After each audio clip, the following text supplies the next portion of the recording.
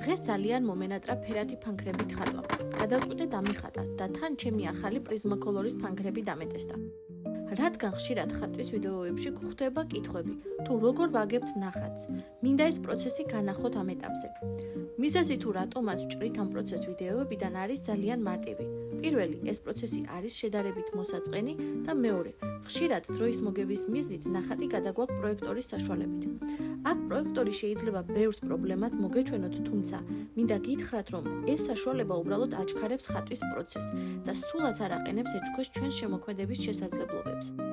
ამ ვიდეოთი კი იმის თქმა მინდა, რომ 21 საუკუნეში, სადაც ტექნოლოგია ასე განვითარდა, უნდა შევძლოთ მასთან ადაპტირება და ყოველი გამოგონება ხელოვნური ინტელექტის ჩათვლით უნდა გამოვიყენოთ ჩვენ სასიკეთოდ.